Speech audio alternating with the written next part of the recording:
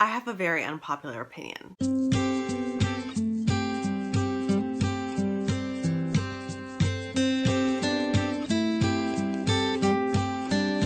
Hello everyone, it is April from Getting Hookah With It. Today we're doing my August part 1 wrap up. I have 6 books that I read already in August, which is fantastic. I've read some real gems, and then at the very end of this, I have a very, very unpopular opinion. I am slightly terrified to get to the end of this video. I don't know what's gonna happen. It's Sunday for you, not Sunday for me, so got a little cup of coffee that says, easy like a Sunday morning. Let's hope that this video is like that. I feel like we should get the DNF out of the way. So I started listening to The Whisper Network by Chandler Baker. One of my best friends in the world was reading this. I really was enjoying it, and so I started it. It just wasn't working for me. This is about a company where the CEO dies very suddenly, and the man who steps in into his place has a reputation of taking advantage of women. And so we follow a group of women who work at this company. I DNF'd it because I wasn't jiving with the women. I love the Me Too movement and what it has done to empower women and keep bad men accountable. And I think it's so important. I just want to read the Me Too movement in another book, I think. So I DNF'd it. But yeah, we are going to do like I usually do, where I start with the very best of the best and then move my way down. Also, it will help me to avoid the last book that I need to talk to you about. Anxiety. The first 5-star read that I want to talk to you about is Hamnet and Judith by Maggie O'Farrell. In the UK, this is just called Hamnet. And this follows Shakespeare's family. We follow him and his wife and their conception of their children. They have 3 children, Susanna, who's the first, and then twins, Hamnet and Judith. And right from the get-go, you know that Hamnet died. And it is about the grief. But what was so interesting about how this was written is we do flash backwards in time to William and Agnes meeting. Agnes was known to be a very curious woman. She was able to see the future a lot of the time, and so people would talk about her and were kind of scared of her. And then you watch them becoming man and wife and having their children and all of the complexities of that and the complexities of the family that Shakespeare came from. It was really interesting. And you know that you were leading up to Hamnet's death. And when that happens, which is much further in the book, I think it's like 200 pages in that Hamnet dies, that is when the exploration of grief starts. And it honestly felt like Maggie O'Farrell must have lost a child. Now she did, I read I Am by her, which is her autobiography about her 17 brushes with death. And in one of those chapters she talks about having a missed miscarriage. So she does understand grief, but this was so raw. If you are interested in grief, I just think this is such a good book to read. It is very raw, and I got to page 200 and I was like, oh, I haven't cried, and I thought this book was supposed to make you cry. Simon of Savage Reads had a really long time before he was able to even pick up the book without crying or starting to tear up. And I thought, oh, maybe there's something wrong with me. Maybe it's just not getting all of the emotions out of me. I don't know. And then when we reached the end, I sobbed like a baby. Like, I put this down and I sobbed and sobbed and sobbed in bed. It took me a long time to stop crying, because it's about the complexities of grief and how everyone deals with grief differently, and the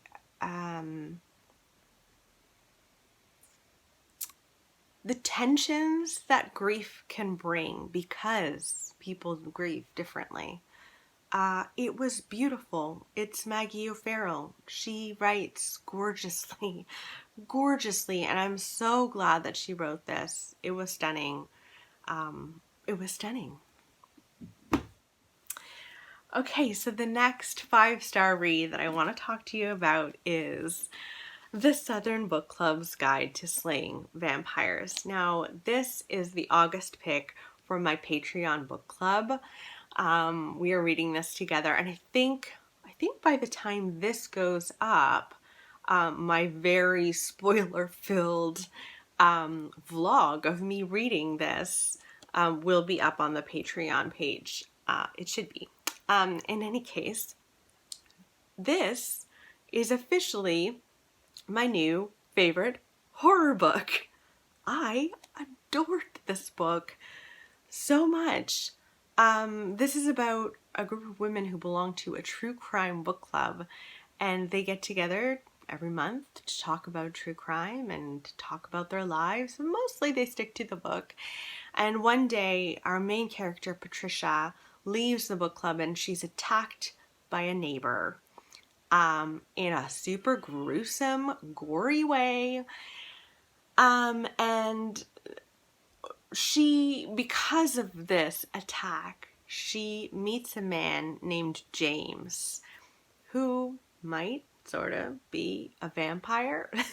It's about the book club's relationship with this man and what it does to them. I loved this book. It takes place also in the early 90s, and so there's so much nostalgia from me. I was born in 81, so like the 90s were a huge part of my childhood, and it really played into that nostalgia, but didn't require it. It didn't lean on it too much. And it was terrifying a lot of the time and very gory a lot of the time, but not too gory because I don't usually love body horror at all. And it was funny. And then at a certain point, it became also very important. It talks about race in here in a way that I really appreciated. I mean, Grady Hendrix is a white man, but he was able,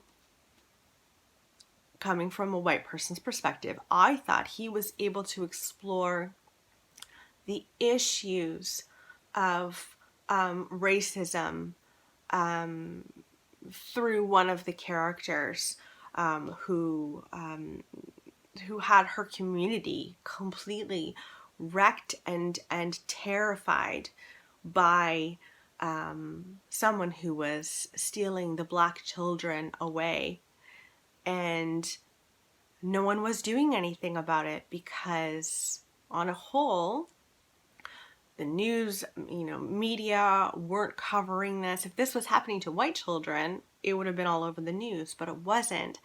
And it was interesting seeing how many times something terrifying and horrible would happen to black people, and they would not think of calling the police at first because they don't go to the police for safety. And that is a huge issue, that they can't, because systematically and historically the police have not protected black people. It ended up being quite deep, as well as terrifying, as well as funny. I can't even tell you how much I loved this book. I will be rereading this book. Every chapter, or most of the, I shouldn't say chapter, every section in this book is about a different true crime book that they read for the most part, and now I want to read all of those true crime books. I loved it so much. I will stop gushing about it, but yeah, my Patreons are getting a very spoiler-filled vlog. I think it ended up being like 45 minutes long or something. Oops. In any case. Okay, and then the last 5-star read that I want to talk to you about, I just finished very recently, and oh my goodness. It's The Dutch House by Anne Patchett. This was such a beautiful character study about a sister and a brother who grew up in this grand, huge, beautifully constructed house called the Dutch House. Their mother leaves very suddenly in their life, and they grow up without her, and they are raised by their father, and he remarries a woman who's not so nice, and she adds a lot of complexity to the situation. This is so character focused though. So, you know, there's not a ton that happens in the story, but you care so much, and this is about place and the importance of place, and everyone has those places in their lives.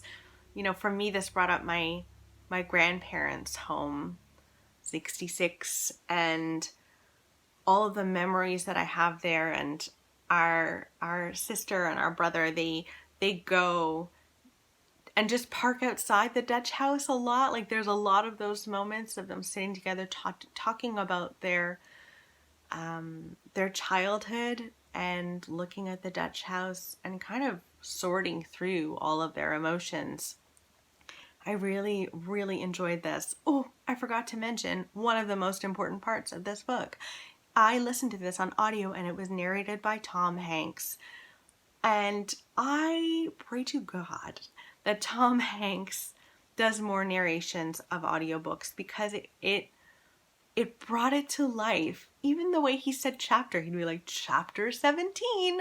Like, it was so wonderful. And every time I'd listen to this, I'd have a huge smile on my face.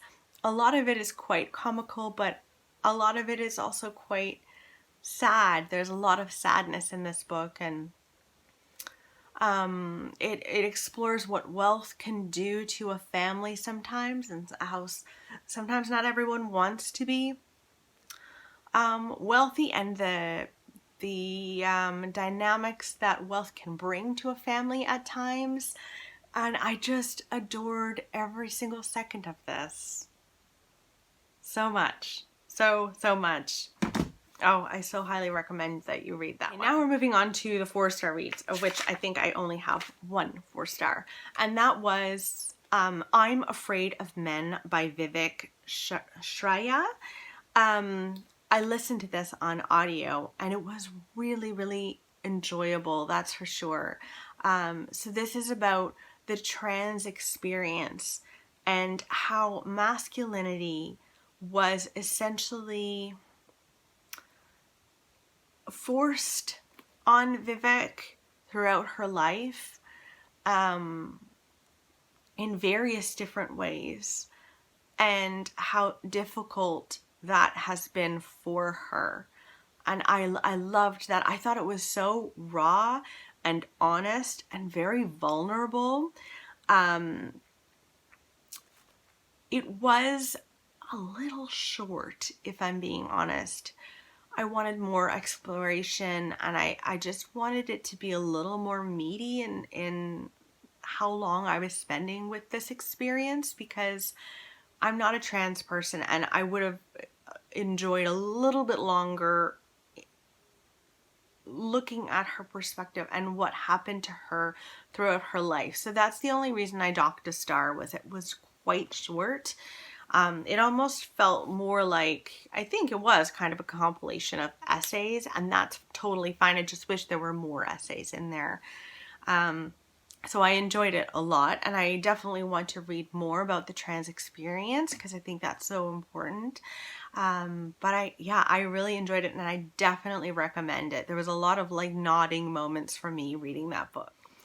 And next we'll move on to a 3-star read, and that is The Guest List by Lucy Foley. So this is a thriller, a very fun little thriller about a wedding that takes place on an Irish island. The couple getting married are both very wealthy, I think independently wealthy of one another, and they decide to have this elaborate wedding on an island that you need a boat to get to. And then of course someone dies. You know that during the wedding someone dies on the island and you're trying to uncover who and why. And I enjoyed it. Every chapter is told from a different person who is at the wedding. So there's the bridesmaid, there's the bride, the groom, the wedding coordinator. And I enjoyed the characters for sure. I enjoyed the characters and I enjoyed the twists and turns, even though I did guess who done it in the end. I guessed that very early on. I enjoyed it. I like my thrillers a little more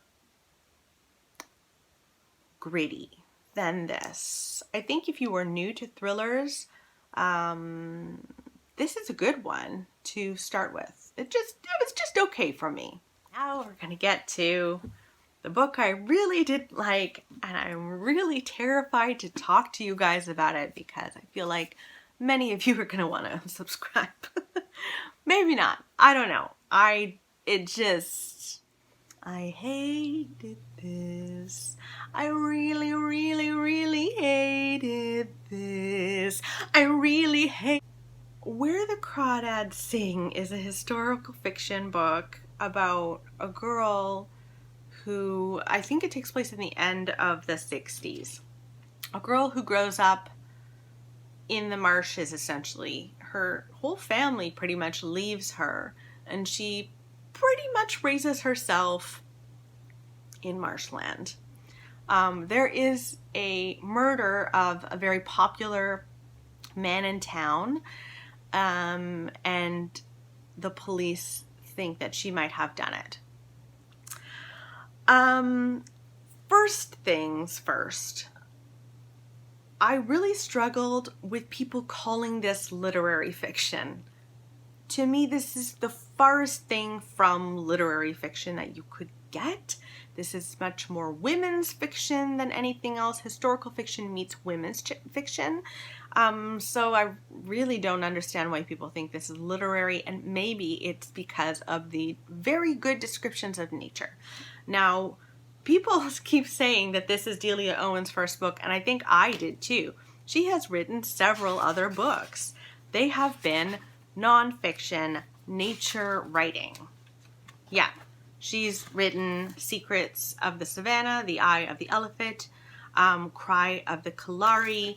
She's very good at writing nature writing. Fiction, no, thank you.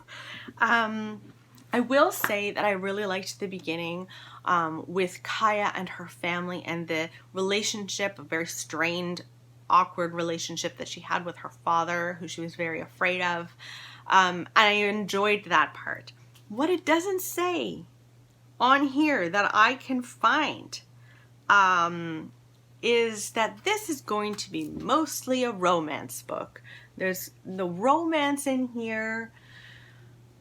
There's a bit of a love triangle vibe going on in here, and that was going to take center stage, and I did not sign up for that. I didn't think that that's what I was going to read, and it really disappointed me, and it always disappoints me. I can read romance when I know that I'm picking up a book that is centered around romance, but I thought this was supposed to be something else, and I also didn't like the romances. I didn't really buy it. I didn't care. And it was weird because I cared about Kaya so much at the beginning, and at the end I was just like, no interest. I also, There was also a lot of poetry bits and bobs in here, and it felt forced and awkward to me, and I didn't enjoy that at all. And then the mystery wasn't much of a mystery. I hated this book. I gave it 2 stars, but I hated this book. And I don't understand why this is so beloved. I just, for me, at least, it did not work for me. Everyone should love whatever books that they love, and that is the joy and beauty of reading. But it didn't work for me. I will tell you that. I will be donating that. And someone, I'm sure, will be very happy to see that at the library or wherever I end up being able to donate it. So those are the books that I was able to read so far in August. Oh, sorry if you can hear Nora having a little meltdown downstairs. I just want to talk really briefly about what I am moving into now and what I'm reading now. I'm still in the middle, over the middle of March Book 2 by John Lewis. This is a graphic novel about John Lewis's life as a freedom fighter, or a freedom writer, and a freedom fighter. He's fantastic. I love him. It's really enjoyable, and there are so many things in this about the history of the freedom riders that I didn't know. I didn't know how terrifying it was, and I probably should have known that, but wow. What a disturbing time, but like the courage that it would take to be a freedom rider. Yeah. And then I'm having a little problem. So I picked up a book on my August TBR called The House at Riverton by Kate Morton, and I'm enjoying it so much.